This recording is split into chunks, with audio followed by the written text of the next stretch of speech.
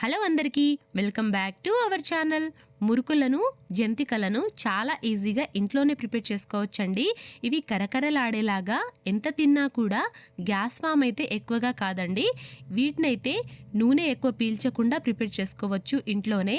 చాలా ఈజీగా ఇంట్లో ఉన్న వస్తువులతోటే ఇలా మురుకులనైనా జంతికలైనా ఎలా ప్రిపేర్ చేసుకోవాలో ఇవాల్టి వీడియోలో చూసేద్దాం.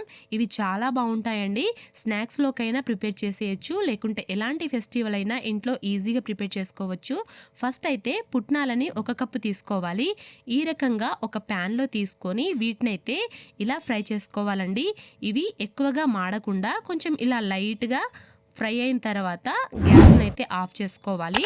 ఇప్పుడు ఈ పుట్నాలను కూడా పక్కకు తీసుకోవాలి. ఇప్పుడు అదే ప్యాన్లో 1 కప్పు మినపగుండ్లను అయితే ఫ్రై చేసుకోవాలండి. ఈ మినపగుండ్లు అనేవి ఇలా మీడియం ఫ్లేమ్లోనే వీటినైతే ఫ్రై చేసుకోవాలి. ఇలా కలర్ మొత్తం మారే వరకు ఫ్రై చేసుకొని వీటిని కూడా పక్కకు తీసుకోవాలి. ఈ రకంగా కలర్ అయితే రావాలి. ఇప్పుడు పుట్నాలను ఫస్ట్ అయితే మిక్సీ పట్టుకోవాలి. ఇలా మెత్తగా మిక్సీ పట్టుకోవాలండి. ఇప్పుడు ఇందులోనే మినపగుండ్లను కూడా వేసేసి మిక్సీ పట్టుకోవాలి.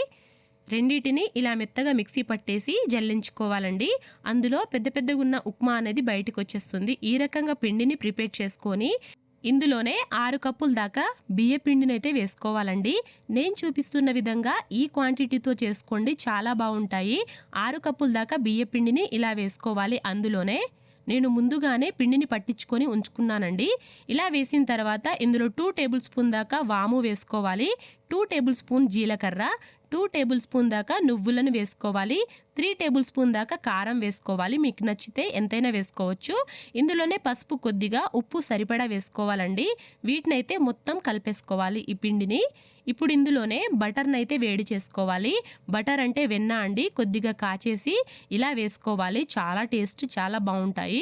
ఇలా వేసుకొని ఇందులో వాటర్ కొద్దిగా యాడ్ చేసుకుంటూ పిండిని అయితే కలుపుకోవాలి. ఒకేసారి వాటర్ పోసుకోకుండా, ఎక్కువ పిండి కాబట్టి కొద్దిగా వాటర్ యాడ్ చేసుకుంటూ మంచిగా కలుపుకోండి. నేను చూపిస్తున్న విధంగా ఇలా అయితే పిండిని రెడీ చేసుకోవాలి. ఇలా మొత్తం పిసుకుతుంటే ఇలా అయిపోవాలండి పిండి అనేది. 5 మినిట్స్ పక్కన పెట్టేసి ఇలా మురుకుల గుట్టంలో ఆయిల్ అయితే లోపల రాసుకొని అందులోకి వేసుకోవాలి. ఇప్పుడు ఇలా వేసుకునేటప్పుడు అయితే అటు సైడ్ మనం గ్యాస్ మీద డీప్ ఫ్రైకి సరిపడా ఆయిల్ అయితే హీట్ చేసుకోవాలి. ఇలా మురుకుల గుట్టంలో వేసుకొని ఇలా ఒక ప్యాన్ మీద వేసేసి ఒక గరిట మీద ఇలా వేసుకొని ప్యాన్లో ఆయిల్ హీట్ అయిన తర్వాత ఇలా ఫ్రై చేసుకోవాలండి. మీడియం ఫ్లేమ్లోనే ఫ్రై చేసుకోవాలి. చాలా క్రిస్పీగా చాలా బాగుంటాయి. ఈ రకంగా ఒకసారి ట్రై చేయండి. నా వీడియో నచ్చితే మాత్రం సబ్స్క్రైబ్ చేయడం, లైక్ చేయడం, షేర్ చేయడం, కామెంట్ చేయడం మర్చిపోకండి. చాలా బాగుంటాయి. ఒకసారి ట్రై చేయండి. Thank you.